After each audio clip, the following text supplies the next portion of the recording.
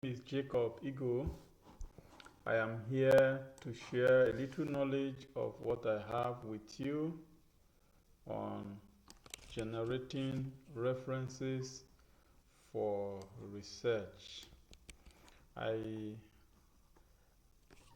This is a content I generated and it's just here without references. And I know that a few of us usually have this kind of issues generating content or doing something of this nature for ourselves. And sometimes when we generate this content, we find it difficult to get references. Sometimes it may be the ideas in our head, and it may be difficult for us to get content for it. So I am here this afternoon, or sorry, to get references or citations for it. So I'm here to explain a few things on how you can get references or in-text citations and references generally too for your research. So I generated this content entirely in my head and other few places. So you see that the whole of this almost 2 pages, no single reference. So I want us to see how we can get a reference for it and we move on. So first of all, you have to go to your Google Scholar. This particular content is on influence of social media usage on concentration. So as usual, you begin your content with your dependent variable, which is the concentration level or your population. That's where you have that done. Okay, so that by the way, so this is the content, and like I said, we'll go to Google Scholar. So I have my Google Scholar, I have my Google Chrome already opened. So I just need to come here and type Google Scholar and I open it. Google Scholar has opened. So I will just click this particular portion. I click it and Google Scholar is opening. So it has opened and this space has been created for me to paste my content. So let's go to my Microsoft Word where I have the content typed. All I need to do is just to highlight this content. This is the first statement that I want to cite, but I don't have any citation on it. So I just highlight this particular place and I copy. To copy, you can use Ctrl and C on your keyboard, or you right click on the highlighted content and you click copy, and then you go to our Google Scholar. The space has already been created. We'll paste the content there and then we'll click search. This is our search. Very good. See the search. See what has come. Different authors saying the same thing. Different authors that said the same thing about the content that we just generated. This is a particular one that comes first, probably with the most recent one on this particular kind of content. So you have that. Remember, we copied it from here, we highlighted and we copied, and then we moved and pasted it here. So I want to use this as my citation because I believe that for Google Scholar to have brought it up like this as the first, it's likely saying similar things. Concentration defined here as maintaining. Of course, this is the same thing that is defined here, similar anyways. So just to cite, I just come here, see where cite is written. I click cite and it opens like this with different citation tools, right? All the different citation tools are here. You have MLA, that's Modern Language Association. We have APA, that's American Psychological Association. And then we have Chicago, Harvard, and then this Van Carver. So I'm going to use APA because that's my field of study. Psychology is where we use APA. So here I just need to copy. I don't need to highlight again. Just right click on it and this particular text will come out. This particular dialog box will come out and then you click copy. Or if you want to highlight, you can see highlight. You use Ctrl and C. or you right click and copy. Now let's go back to Microsoft Word where the content is, but I want to keep that reference somewhere. I don't want to add it here. I'll create another file where I will be keeping the references. So I create another one. Creating another one, you know that already. Control N, or you go to File and you click New. Another file will be created. I paste that here. Pasting is Control and V, or you right click. When you get here, just right click any empty space and you click paste and it will come. Alright, so I've kept the references here, but I need to add it here as in-text citation. So I will highlight the author and the year. I will copy it, normal copy, Control C, as I told you earlier. Control C. Now we'll move to this side. You can start it from the beginning, or you can put it at the end. Remember, if it is from the beginning, you know how it is when you are citing an author before the text. Normally, usually you have something like according to this person. You now say concentration, often referred to as, you know that, right? So you move to the last one.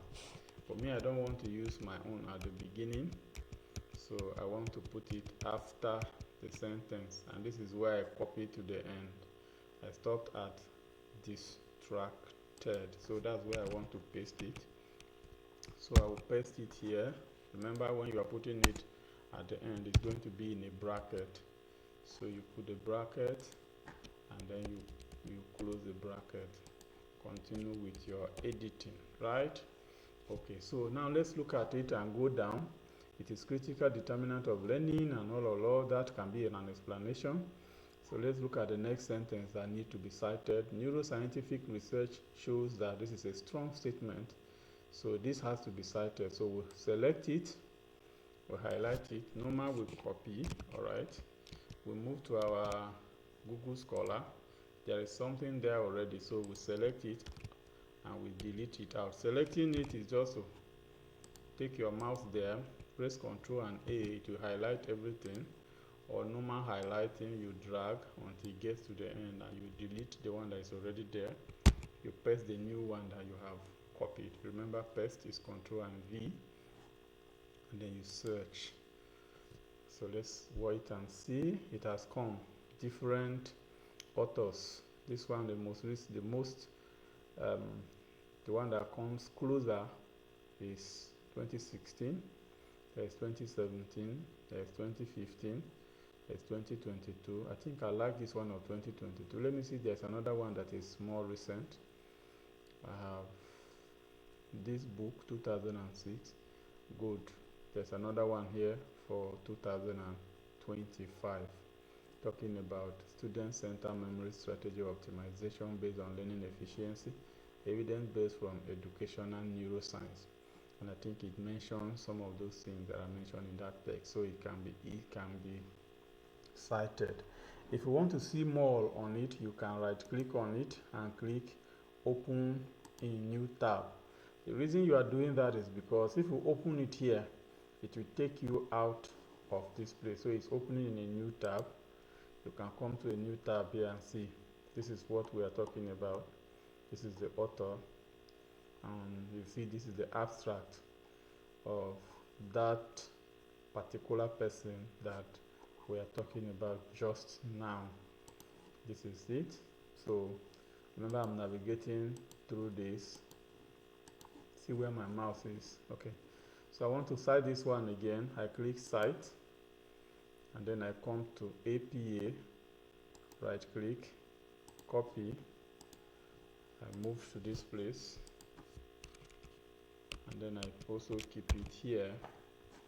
I copy this author alone. I go back to Microsoft Word. Remember, I'm pasting at the end. I don't want to start from the beginning. Let me show this place so that I can have more space to do what I want to do without being confused. I paste it here. It's supposed to be in a bracket. Then I remove this according to APA citation guideline. Let me go back to that Google Scholar again. This is the Google Scholar. Let me see whether I can add this particular citation because it's the one that came first and I think it has something much more closer. So I will still click cite. It's a 2016 citation anyway, but I will use it. I copy, as usual, right click and copy. I go to Microsoft Word where I'm keeping the references. I move down and I paste.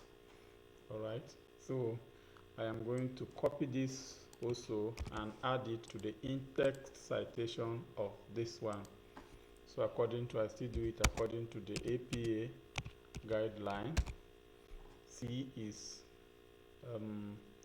comes before R, so I will allow that one to be there. I will put R and it's just two authors. So what I will do is to remove this and allow this one to come in here. Very good. Good one. Okay, so I continue. However, in modern learning environment, student capacity, whatever, I don't want to reference that. Let's see if we can reference this one. This one says, according to Microsoft 2015 Attention Span Report. Okay, so there was a 2015 Attention Span Report by Microsoft. Let's see whether somebody has talked about that. So we'll copy this to this place. And then, remember we are going back to Google Scholar to remove that one that is there. We press the new one and then we click search. Now when you click the search, it gives you social engagement in age of distraction, addressing decline attention span. This is the Microsoft Canada 2015. So this actually tells about the same thing we are talking about. So who wrote this? We click cite and then allow it to how it has come. This is Somania APA. So we'll copy that one. We'll move it to Microsoft Word first, where we're keeping the citations. Sorry, where we're keeping the references. And then we'll copy only the authors and the year to generate its in-text citation. Remember, this is where we copied it. This is the last sentence. It's still highlighted. So I'm shifting it down so that I can have more space. Now, according to APA citation guideline, once it is more than 2 authors, you will write only the first author and add et al. Once it is more than, the recent version says once it is more than 2 authors, 3 and above, just write the first author and write et al. Then you write the year. Alright, that's it. Good. Now I bring it back to continue with the flow of the sentence and see how I'm generating it little by little. The first paragraph has been taken. All the references, all the areas I'm supposed to put references are there. So let me see the first sentence on the second paragraph. So this is the first sentence here. So let me see whether I can cite it. I copy it. Remember, after copying it, we are going to Google Scholar. You remove the one that is already there. You paste this one and then you click search. To search and give you different authors that say same thing. This was a book in 2024, an article in 2025, another one in 2025 on Springer. Let's assume I want to reference these 3. So what I will do is that I will first of all click cite here. It will open. I will copy this one and move it to this side. I'll shift it down so that I will not confuse you. Then the second article also talks about something similar. So I want to reference the 3 of them. I want to reference this, this, and this. So I click this. It still come under search, under cite I mean. I right click, use copy. I move to where I'm keeping the references. That's reference number 2. Then I go back to the Google Scholar again. This is the first one I opened. The second one I opened is the third one. I click Cite again. I right click and I copy. I go back to Microsoft Word where I am keeping it. I paste. These are the three that I want to reference there. So let me start putting the in-text citation. I copy the first one. I move it to there. This is where I copied the sentence and stopped. So let me shift it down so that I can have space to do what I want to do. Go back to Microsoft Word, copy the second one. I come back, I paste, go back and copy the third one. Remember the three references are from the same statement, so I'm going to add them all under the same statement. You can copy the three of them at the same time. Just highlight this first one, go back to your keyboard, press and hold the Control key, take your mouse and highlight the second one, keep holding the Control key, highlight the third one. Once you are done highlighting, you can copy Control C, or you right click on the highlighted text. Don't right click outside, because if you right click outside, what you highlighted will disappear. So you right click here and then you click copy. You move to where you are keeping it. You can paste either way. So right click and click paste or Control V. Three of them will come at the same time. Since I have them already, I'm not going to add that one. Okay, so since I have the three of them already, I will remove the three that I just added now. So what I'm going to do here is to put them under this place as my in-text citation. But remember APA rule, it has to be alphabetical if you have more than one citation. So alphabetical order, alphabet E comes first, L comes second, then S on these three articles. So I will remove, remember I told you earlier that if it is more than three articles, more than three authors, you add et al. That's the latest APA citation rule. Now, since I am adding three different authors, three different articles to explain or to cite this particular statement, after the first authors, I will put semicolon. I will bring in the second authors. Remember, this is just to, so you put the first author ampersand and then the second one, remove the initials. Then you still put semicolon again, bring the third one. Remember, this is more than three, so you put the first author and you say et al. Then you put the year it was published. That's all for this. I am editing it back to flow with what I am doing. So this is it. You see how it goes. I've built the references for the first paragraph. I've started the second paragraph and it's already going. Now there's something I want to explain in Google Scholar. Now in Google Scholar, when you paste the text here in Google Scholar and a lot of articles come, you can search actually for the articles by opening them one by one to read through if you want to.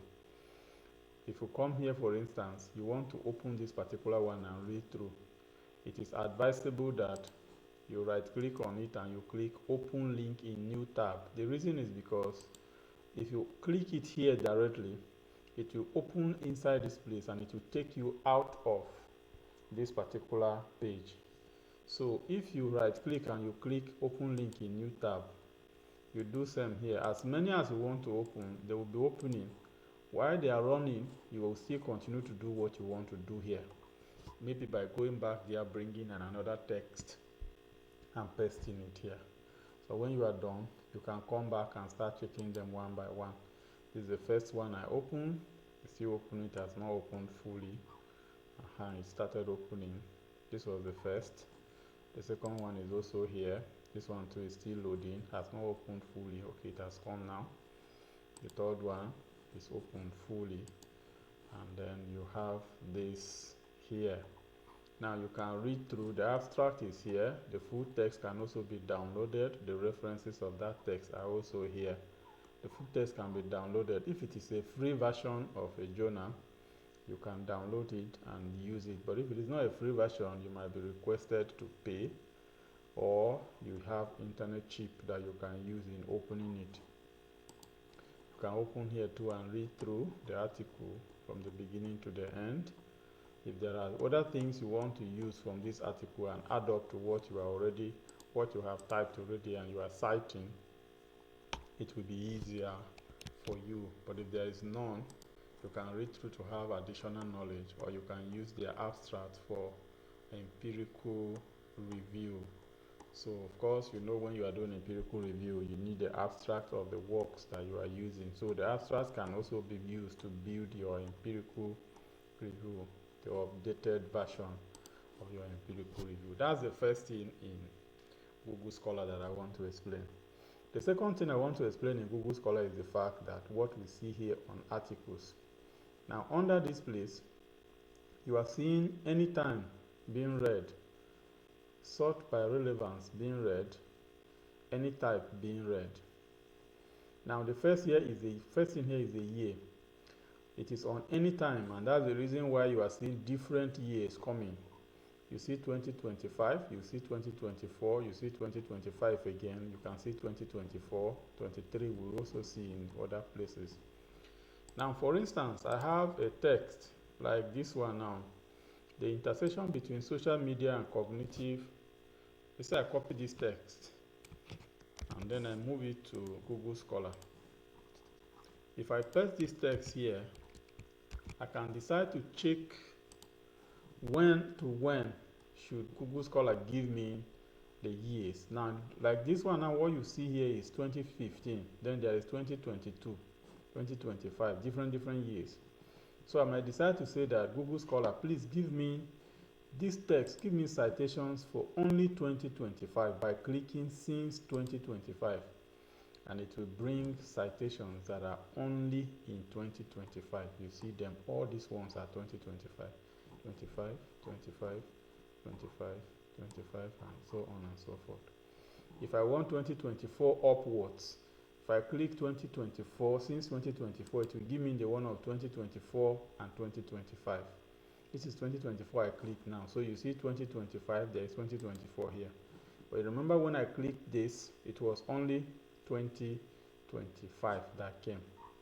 Now you can also set the range. You can set the range by saying custom range. Under custom range, I may decide to say that on this particular statement that I pasted, Google Scholar, give me citations from 2020 to 2025, and I will search.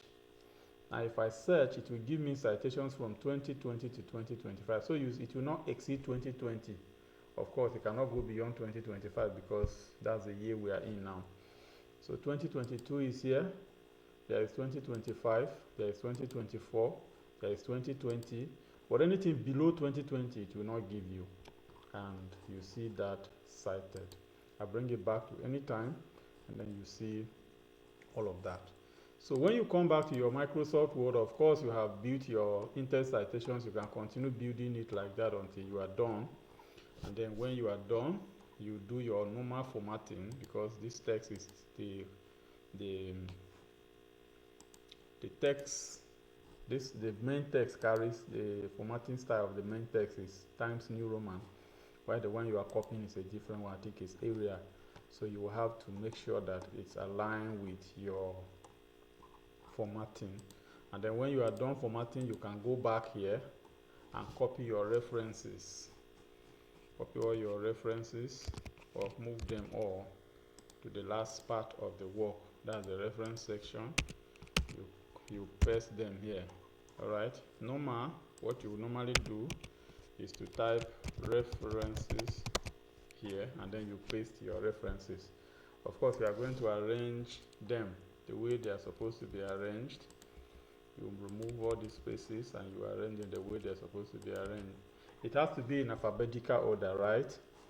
Now, if it is not in alphabetical order, what you would do is to highlight all the references. When you highlight all the references, you come to your ribbon bar. This part of Microsoft Word is called the ribbon bar. So you will look for this particular icon. It is called sort. Alright, you look for it. It is called sort. If it is not active, If you go to all these other ones, you will not see it. On the menu bar, if you take your menu outside the home, you cannot see it. So you make sure that it is on home. Alright, so if it is on home, you see your ribbon bar here, depending on the Microsoft Word you are using. So you click on sort, and then once you click on sort, this text, this dialog box will come. Don't touch anything, just simply go and click OK. You see that it has arranged from the beginning. Let me take it back. Initially it started with V. V was the first one, then C was there, R was here, S, and all of that. So I will select it, I will highlight it again. Remember, I came here, sort, and then I didn't touch anything. I click. It's on ascending order. Look at it, ascending. Text is on ascending. That's why I didn't touch anything. I just click OK. And then this is it. And it has arranged itself like this to the end. Now remember, APA says after the first line, the next line should be on the fifth, should start on the fifth alphabet. So let it remain highlighted. Go to your keyboard and press Ctrl and T. Ctrl and T. See what I just did? Ctrl and T.